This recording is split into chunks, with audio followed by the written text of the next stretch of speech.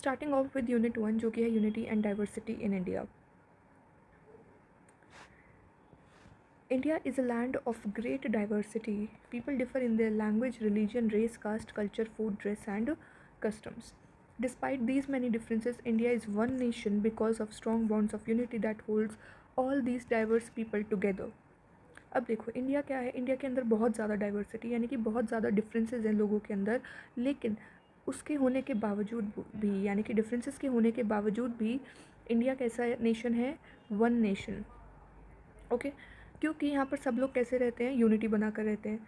अब डाइवर्सिटी क्या है, हमारी रियलिटी है, एंड यूनिटी क्या है, हमारी स्पिरिट। तो ये तो हो गया इंट्रोडक्शन, ठीक है। इस पूरी यूनिट में हम यूनिटी एंड डाइवर्सिटी के बारे में बात कर रहे होंगे। सबसे पहले समझते हैं कि डाइवर्सिटी का मतलब क्या है। तो diversity means the presence of differences, यानी कि सपोज़ यहाँ पर दो लोग हैं, इन दो लोगों के बीच में जो डिफरेंसेस हैं वो होना, दैट इज़ डाइवर्सिटी, ठीक है। लोग किस किस चीज़ों में जो है डिफरेंस हो सकता है, उनके कास्ट में, उनके रिलीजन में, उनके वो क्या लैंग्वेज बोल रहे हैं, उनकी कैसी फिजिकल अपीयरेंस है, क्या ट्रेडिशन फॉलो कर रहे हैं, क्या कस्टम्स हैं, कौन से फेस्टिवल सेलिब्रेट कर रहे हैं, क्या फूड हैबिट्स हैं, सारी ही चीज़ें हमारी किसके अंदर आ जाती हैं, डिफरेंसेस के अंदर, जो कि क्या क्रिएट करती है, diversity. This variety makes India a diverse country. Diversity does not create division, it adds richness and color to the society. फिर आते हैं यूनिटी पे। तो यूनिटी का और एक चीज़ और मैं बता दूं कि स्पीड थोड़ी सी ज़्यादा रहेगी बिकॉज हमारे पास टाइम कम है, डेफिनेटली कल एग्ज़ाम है। तो यूनिटी का मतलब क्या होता है, unity means the feeling of togetherness, यानी कि जब हम एक साथ रहते हैं, डिफरेंसेस होंगे लेकिन स्टिल एक साथ रहना, दैट इज़ यूनिटी, ठीक है। एंड साथ ही साथ एक दूसरे के डिफरेंसेस को रिस्पेक्ट करना और साथ रहना हारमोनी में, दैट इज़ यूनिटी।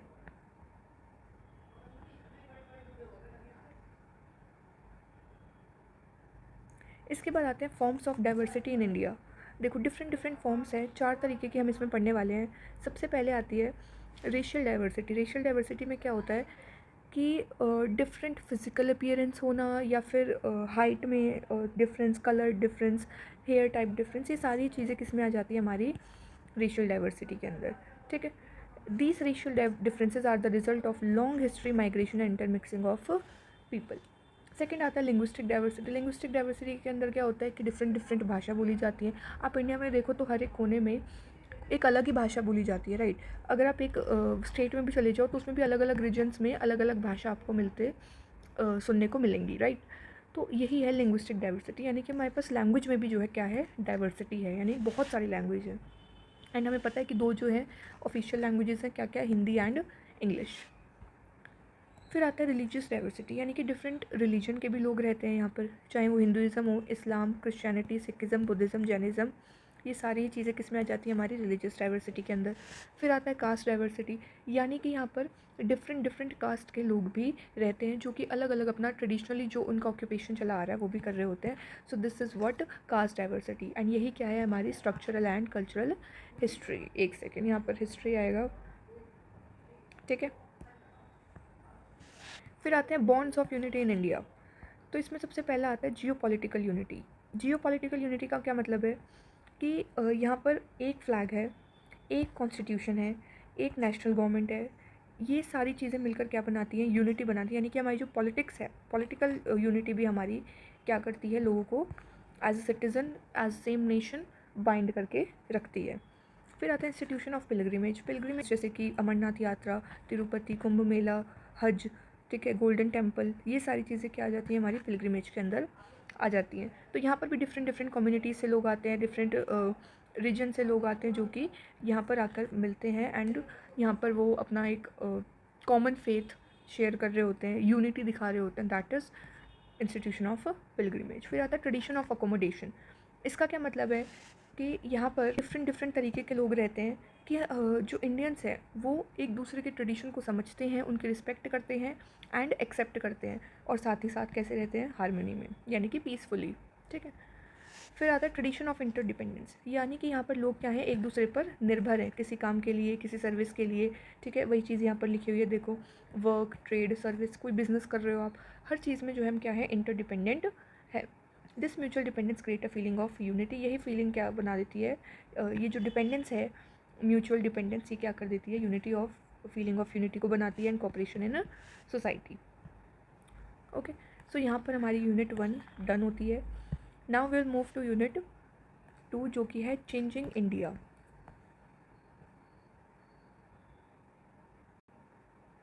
देखो, इंडिया क्या है, एक डायनेमिक सोसाइटी है, यानी कि डायनेमिक का मतलब क्या होता है, जो कि कॉन्स्टेंटली चेंज करती रहती है। These changes can be seen in are thoughts, behaviour, institution, technology. Social change is a natural and continuous process. Social change क्या है, ऐसा नहीं है सोशल चेंज सिर्फ एक बार होता है या 2 बार होता है, नहीं। सोशल चेंज जो है वो आपका कॉन्टीन्यूअस प्रोसेस है, यानी कि वो चलता जाता है, ठीक है। अब वो चेंज क्या है, वो फास्ट भी हो सकता है, वो स्लो भी हो सकता है, लेकिन वो हमेशा क्या करता रहता है, चलता रहता है। एंड साथ के साथ अब जब सोसाइटी में चेंज होगा, कोई सोशल चेंज आएगा, यानी कि वो सिर्फ एक इंडिविजुअल को इफेक्ट नहीं करेगा, वो पूरी सोसाइटी को इफेक्ट करता हुआ चलेगा, ठीक है। Understanding this changes help us to build better and more progressive India. तो अभी हम समझेंगे क्या क्या सोशल चेंज है। सबसे पहले समझते हैं सोशल चेंज का मतलब क्या है। तो सोशल चेंज से हम क्या समझ रहे हैं, या तो कोई मॉडिफिकेशन हो रहा है या कोई ट्रांसफॉर्मेशन हो रहा है। सपोज़ कोई भी पुराना पैटर्न है या कोई भी पुरानी चीज़ चली आ रही है, ठीक है, कोई भी नॉर्म है, कस्टम है, values, what ever it is, कोई भी चीज़ चलती आ रही है, अगर हम उसमें कुछ चेंज कर दें, कुछ मॉडिफाई कर दें, उसे ट्रांसफॉर्म कर दें, वही हमारा क्या बन जाता है, सोशल चेंज। ओके, इसका एग्जाम्पल भी है, जैसे कि जॉइंट फैमिलीज़ हुआ करती थी पहले, लेकिन अगर आप देखोगे तो अब न्यूक्लियर फैमिलीज ज़्यादा हैं। तो ऐसा क्यों हुआ, ये भी तो क्या है, एक सोशल चेंज है। एंड जॉइंट फैमिली से न्यूक्लियर फैमिली क्यों बनी, क्योंकि टाउन से लोग आने लग गए थे टियर 1 सिटीज़ के अंदर, जहाँ पर इंडस्ट्रीज़ थी, इंफ्रास्ट्रक्चर था, तो जॉब के लिए या एम्प्लॉयमेंट के लिए जॉइंट फैमिलीज से क्या बनती चली गई, न्यूक्लियर फैमिली, ठीक है। और हैंड रिटन लेटर्स, पहले हैंड रिटन लेटर्स चला करते थे, अब मेल चलती हैं, ईमेल चलती हैं। That is also an example of social change. अब हम बात करते हैं नेचर की। तो सोशल चेंज का नेचर कैसा है, सबसे पहले तो यूनिवर्सल है, यानी कि ऐसा नहीं है कि सिर्फ एक पार्ट में ही होएगा, नहीं, सारी सोसाइटीज़ में ये चीज़, इस चेंज देखा जाता है। फिर आता है कॉन्टीन्यूअस, यानी कि ये कांस्टेंट प्रोसेस है, ऐसा नहीं है कि होता हो गया और रुक गया, नहीं, ये एक कांस्टेंट प्रोसेस है, यानी कि ये चलता जाता है। इनएविटेबल, यानी कि हम इसे स्टॉप नहीं कर सकते, रुकता नहीं है। ओके, चेंज है, कोई चेंज होता है कि बहुत छोटा चेंज होता है सोसाइटी में जो हमें दिखता भी नहीं है, बट कोई कोई ऐसा बड़ा चेंज हो जाता है जो कि सबको बहुत ज़्यादा इफेक्ट कर देता है। डायरेक्शनल होता है, यानी कि किसकी डेफिनेटिव डायरेक्शन होती है। कॉम्प्लेक्स, यानी कि ये हमारे लाइफ के बहुत सारे एस्पेक्ट्स को अफेक्ट कर सकता है।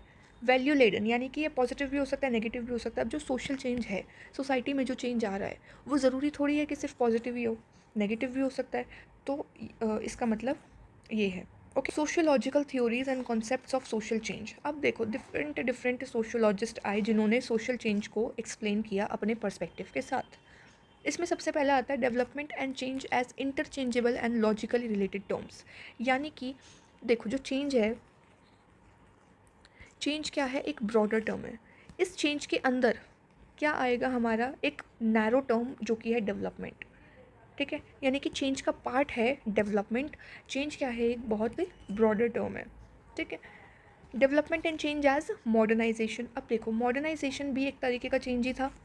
जब अर्बनाइजेशन आई, इंडस्ट्रियलाइजेशन आई, ये सब क्या है, ये एक तरह के सोशल चेंज है, जहाँ पर ट्रेडिशनल सोसाइटी ने क्या किया, मॉडर्न आइडियाज़ को, मॉडर्न टेक्नोलॉजी को, इन सब को क्या किया, अडाप्ट किया, इन सब में ढले और इनको यूज़ किया।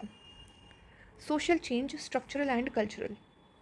Structural change refers to change in social institutions and organisation. देखो, एक होता है स्ट्रक्चरल, एक होता है कल्चरल। कल्चरल में आपका आ गया कि आपके बिलीव्स, आपके नॉर्म्स, जो भी आपके ट्रेडिशन है, अगर आपने उसमें कुछ चेंज किया, that is cultural change. Structural change यानी कि जो भी हमारे सपोज एजुकेशन में चेंज हो रहा है, that comes under structural change. फिर आते हैं अंडरस्टैंडिंग चेंजेस इन इंडिया। अब क्या क्या फैक्टर्स थे जिसने कि इंडिया में चेंज किया। सबसे पहला आता है वेस्टर्न एजुकेशन। एजुकेशन में बहुत ड्रास्टिक चेंज आया, जिस वजह से क्या हुआ, वेस्टर्न एजुकेशन जो है वो इम्प्लीमेंट हुई एंड एम्प्लॉयमेंट बढ़ी, प्रोफेशंस बढ़े। ये सारी चीज़ें जब हुई तो उससे क्या हुआ, इंडिया के अंदर चेंज आ गया। Science and technology, science and technology का भी बूम आया, जिस वजह से क्या हुआ, नॉलेज बढ़ी लोगों में।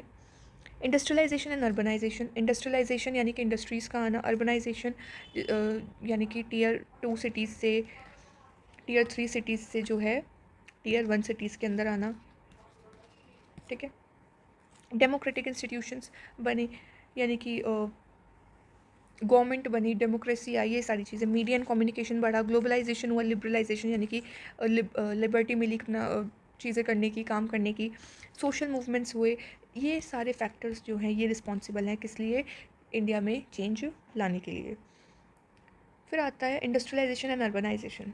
अब देखो इंडस्ट्रीज़ ने क्या किया, एम्प्लॉयमेंट प्रोवाइड करी, यस, प्रोडक्शन बढ़ गया, जो काम पहले एक इंसान 1 घंटे में कर रहा था वो काम आज एक मशीन 2 मिनट में कर दे रही है, ठीक है। तो प्रोडक्शन तो बढ़ेगा ही अपने आप।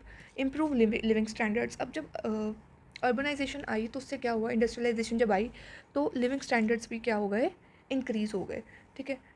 जैसे कि कॉस्ट ऑफ लिविंग बढ़ गया, right. Urbanisation leads to growth of cities. अब अर्बनाइजेशन आने, जब इंडस्ट्रीज़ आने लगी तो उससे क्या हुआ, अल्टीमेटली अर्बनाइजेशन भी बढ़ गया, यानी कि सिटीज़ बढ़ने लग गई, इंफ्रास्ट्रक्चर बेटर होने लग गया, एजुकेशन, हेल्थ केयर फैसिलिटीज़, ये सारी ही चीज़ें बेटर होने लग गई। एंड लाइफस्टाइल, जब ये सारी चीज़ें जो हमारी बेसिक इंपॉर्टेंट चीज़ें जब ये चेंज हो गई तो डेफिनेटली हमारा लाइफस्टाइल तो चेंज होना ही था। इसके बाद आते हैं लिबरलाइजेशन। अब ये है LPG, very important topic, liberalisation, privatisation and globalisation. Liberalisation का मतलब है कि गवर्नमेंट कंट्रोल को कम कर देना, यानी प्राइवेट सेक्टर में क्या हुआ, उनको इनक्रेज किया गया। ग्लोबलाइजेशन यानी कि सिर्फ आप अपनी कंट्री के लोगों के साथ ही ट्रेड नहीं कर रहे हो, बल्कि आप ग्लोबल लेवल पे पूरे वर्ल्ड के साथ जो है ट्रेड कर रहे हो, पूरी वर्ल्ड इकोनॉमी के साथ आप कनेक्ट कर रहे हो, दैट इज़ ग्लोबलाइजेशन। ओके। फिर आता है mass media and information and communication technology, यानी ICT। देखो मास मीडिया के अंदर क्या आ गया, हमारा टीवी, न्यूज़पेपर, रेडियो, इंटरनेट, ये सारी चीज़ें। ICT में क्या आएगा, मोबाइल, कंप्यूटर, इंटरनेट। तो ये सारी चीज़ें आई जिसने कि हमारी कम्युनिकेशन को रिवोल्यूशनाइज कर दिया एकदम से ही, ठीक है। यानी पहले सपोज़ आपको कोई लेटर भेजना है, किसी को कोई बात बतानी है तो आप क्या करते थे, आप लेटर भेजते थे। लेटर भेजने में कितना टाइम लगता था, बहुत दिन लग जाते थे, राइट। लेकिन अब आप एक मैसेज टाइप करो एंड उसे क्या कर दो, सेंड कर दो, एक क्लिक करना होता है एंड योर मैसेजेस डिलीवर्ड। तो इन्फॉर्मेशन इतनी क्विकली स्प्रेड होने लग गई, अवेयरनेस बढ़ने लग गई, नॉलेज भी बढ़ने लग गई, और हम ग्लोबली भी कनेक्ट करने लग गए। Changing India, challenges and responses. सबसे पहले समझते हैं changing rural India. Rural India को कैसे चेंज किया गया, देखो एग्रीकल्चर की ग्रोथ हुई, येस, अलाइड एक्टिविटी जो भी एग्रीकल्चर से रिलेटेड एक्टिविटीज़ उनमें भी ग्रोथ हुई, रूरल एजुकेशन बढ़ी, अवेयरनेस फैलाई गई, self help groups, micro finance, rural infrastructure जैसे कि रोड, इलेक्ट्रिसिटी, इंटरनेट, ये सारी चीज़ें पहुंचाई गई रूरल एरियाज़ में। गवर्नमेंट ने स्कीम चलाई जैसे कि मनरेगा, PM किसान, स्वच्छ भारत। तो ये सारी चीज़ों ने क्या कर दिया, रूरल इंडिया को चेंज किया फॉर बेटरमेंट। नेक्स्ट आता है चेंजिंग अर्बन स्पेसेस। देखो सिटीज़ का एक्सपेंशन हुआ, स्मार्ट सिटीज़ बनाई गई, ट्रांसपोर्ट को इम्प्रूव किया गया, जैसे कि मेट्रोज़ आई, मॉल्स बने, IT पार्क्स बने, एजुकेशन और हेल्थ फैसिलिटीज़ में बेटरमेंट की गई, नया लाइफस्टाइल बन गया लोगों का, हाई कॉस्ट ऑफ लिविंग हो गई, ठीक है, हेल्थ फैसिलिटीज़ बढ़ गई। अब इसके साथ कुछ जो है चैलेंजेस भी आए, जैसे कि पॉल्यूशन, इमर्जिंग प्रॉब्लम है बहुत ज़्यादा, ट्रैफिक, वेस्ट मैनेजमेंट, स्लम्स बढ़ गए, क्यों, क्योंकि हाई कॉस्ट ऑफ लिविंग। अब जो लोग Tier 2 Tier 3 सिटीज़ से एम्प्लॉयमेंट के लिए यहाँ पर आ रहे हैं सिटीज़ के अंदर, अब उनके लिए ये हाई कॉस्ट ऑफ लिविंग को अफोर्ड करना इम्पॉसिबल है, तो क्या बढ़ने लग गए, स्लम्स बढ़ने लग गए, ठीक है। तो ये सारी चीज़ें जो हैं हमारी यूनिट 2 के अंदर आ जाती हैं, यहाँ पर हमारी यूनिट 2 भी डन होती है। Yes, so now we'll start with Unit 3 जो कि है tribes. Tribes are among the earliest inhabitants of India. They have a unique culture, tradition, language, custom and way of life which are different from the mainstream population. Mainstream population यानी कि जो हम common लोग हैं, इनसे बहुत ही ज़्यादा different custom है, different language है, उनके ज़िंदगी का जो देखने का नज़रिया है, ज़िंदगी को देखने का नज़रिया ही जो है वो बहुत ही ज़्यादा डिफरेंट है, ठीक है। ऐसा क्यों है, क्योंकि उनका जो डीप रिलेशनशिप है किसके साथ, लैंड एंड फॉरेस्ट के साथ। However, with modernization, industrialization and development policies, their traditional life and livelihood have faced many challenges. अब देखो हमने अभी क्या बोला कि उनका एक डीप कनेक्शन है, डीप रिलेशन है किसके साथ, लैंड एंड फॉरेस्ट के साथ। लेकिन जैसे जैसे ये मॉडर्नाइजेशन और ये इंडस्ट्रीज़ बनने लग गई, तो उनका जो लाइवलीहुड है और जो भी उनकी ट्रेडिशनल लाइफ है वो बहुत ज़्यादा अफेक्ट हुई। क्यों, क्योंकि हमने ऑब्वियसली लैंड ले लिया सिटीज़ बनाने के लिए, इंडस्ट्रीज़ खड़ी करने के लिए, माइंस बनाने के लिए, ठीक है। और और हमने फॉरेस्ट काट दिए, राइट। तो ये सारी चीज़ों ने क्या किया, उनको इफ़ेक्ट किया, जो कि अभी हम आगे डिटेल में पढ़ेंगे। ये तो ओवरव्यू था एक। चलो अब हम समझते हैं हु आर ट्राइब्स। सबसे पहले तो अगर हम कॉन्स्टिट्यूशन ऑफ इंडिया के अकॉर्डिंग देखें तो tribes are communities living in geographically isolated and backward areas having a distinct culture. यानी कि ट्राइब्स वो होते हैं जिनका एक अलग कल्चर है, एक अलग लैंग्वेज है, जो कि एकदम ही डिफरेंट लाइफ जी रहे हैं। That are tribes. ओके, अब हम समझेंगे कि इंडिया के जो ट्राइब्स हैं उनके क्या डिस्टिंक्टिव कैरेक्टरिस्टिक्स हैं। सबसे पहले तो जोग्राफिकल आइसोलेशन, यानी कि वो कोई आपको नॉर्मल जगह पे रहते हो तो नहीं दिखेंगे। कहाँ पर मिलेंगे? वो आपको फॉरेस्ट के अंदर, रिमोट एरियाज़, हिली एरियाज़, यहाँ पर। डिस्टिंक्ट कल्चर, यानी कि उनका कल्चर जो है, उनके कस्टम्स, उनके वैल्यूज़, उनके म्यूज़िक, फेस्टिवल, डांस, सारी चीज़ें जो हैं उनकी अपनी हैं। We cannot relate to that, right. हमारे कल्चर, हमारी लैंग्वेज, हमारी चीज़ें बहुत ज़्यादा डिफरेंट है। Whereas kinship and clan system, यानी कि किनशिप का मतलब होता है रिश्तेदारी, वेयर एज क्लैन का मतलब होता है कि जो आपके ब्लड रिलेटिव्स हैं वो आपके क्लैन होते हैं, ठीक है। तो इनके बहुत ही ज़्यादा स्ट्रॉन्ग क्या थी, family and clan ties.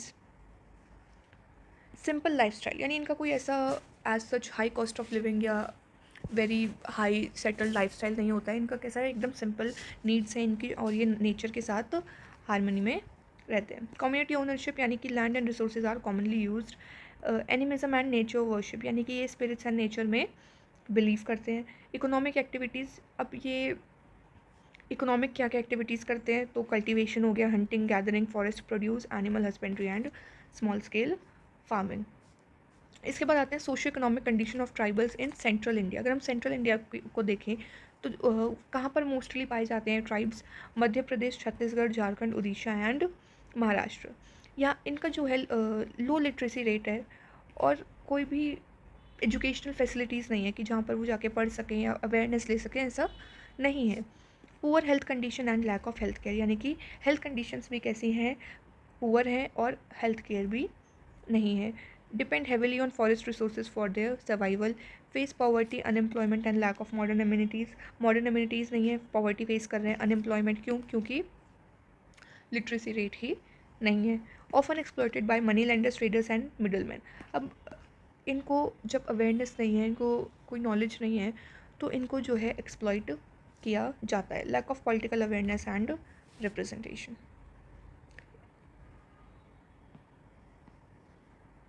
Issues related to accessing to livelihood. अब देखो, ट्राइबल लाइवलीहुड जो है वो हमने अभी पढ़ा था कि लैंड एंड फॉरेस्ट से कनेक्टेड है, लेकिन आज के टाइम पे वो बहुत ज़्यादा प्रॉब्लम्स फेस कर रहे हैं। सबसे पहली प्रॉब्लम जो आती है वो है फॉरेस्ट रिसोर्सेज में डिप्लीशन, यानी कि हम इतने फॉरेस्ट को कट कर रहे हैं या हम उन्हें एकदम रिस्ट्रिक्टेड एरिया में डाल रहे हैं, तो ट्राइब्स जो हैं वो कहाँ पर रहेंगे? Restriction on collection of minor forest produce, loss of land due to developmental projects. हम लैंड को जो है लिए जा रहे हैं कि डेवलपमेंट के लिए हमें प्रोजेक्ट बनाने हैं, हमें लैंड की ज़रूरत है, तो वो लोग कहाँ पर रहेंगे? Displacement from their traditional areas. अब सपोज़ ये एक लैंड है, यहाँ पर कुछ डेवलपमेंट प्रोजेक्ट बनाना है, बट यहाँ पर ट्राइब्स रहते हैं, तो यहाँ पर हम क्या करेंगे? ट्राइब्स को यहाँ से निकाल के किसी और प्लेस पर डिस्प्लेस कर देंगे, एंड इस लैंड को हम यूज़ कर लेंगे। That is displacement from their traditional areas. Lack of skills and alternative employment, यानी कि उनके पास स्किल्स नहीं है, उनके पास एम्प्लॉयमेंट नहीं है। Limited access to market and credit. इसके बाद आते हैं नेक्स्ट, जो कि है agrarian policies, land laws and land alienation among tribes. देखो, लैंड एलियनेशन क्या होता है कि यहाँ पर ट्राइब्स रह रहे हैं, लेकिन अगर हम उन्हें निकाल दें यहाँ से और इस लैंड को हम यूज़ करने लग जाएं, that is land alienation. Agrarian policies and land laws meant for development often ignored tribal rights. As a result, tribal lands were transferred to outsiders. This process is called land alienation, यानी कि उनका जो land है वो किसी और को दे दो और उनको वहाँ से निकाल दो, दैट इज़ लैंड एलिनेशन। अब इसके कॉजेज़ क्या क्या हैं? सबसे पहले तो कॉलोनियल लैंड पॉलिसीज़। अब जो ब्रिटिशर्स के टाइम पर पॉलिसीज़ बनाई गई कि उन्होंने क्या बोल दिया था कि फॉरेस्ट क्या है, रिजर्व्ड एंड प्रोटेक्टेड एरियाज़ के अंडर आते हैं।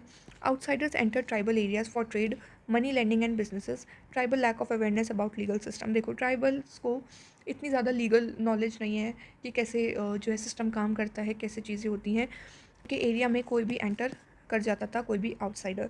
Week implementation of land protection law का वीक इम्प्लीमेंटेशन हुआ। डेवलपमेंट प्रोजेक्ट्स जैसे कि dams, mines, industries and roads का बनना, ये भी क्या है, लैंड एलिनेशन का cause.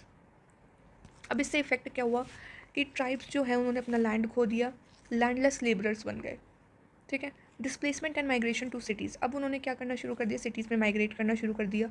Loss of traditional occupation and skills, traditional occupation और स्किल्स का लॉस होना definitely. Exploitation and poverty increases, exploitation बढ़ गया, पॉवर्टी इंक्रीज हो गई। Social and cultural identity gets weakened, अब वो कनेक्टेड किससे थे ट्रेडिशनली या इमोशनली, किससे थे, फॉरेस्ट से एंड लैंड से, लेकिन ये दोनों ही चीज़ें उनसे ले ली गई, तो अब उनके पास क्या बचा, कुछ भी नहीं। Dependency on other for survival, यानी कि अपने सर्वाइवल के लिए दूसरों पर डिपेंड होना पड़ा उन्हें। इंपॉर्टेंट लैंड लॉस जो हैं ट्राइब्स के लिए वो यहाँ पर लिखे हुए हैं, एक बार आप इन्हें रीड कर सकते हो।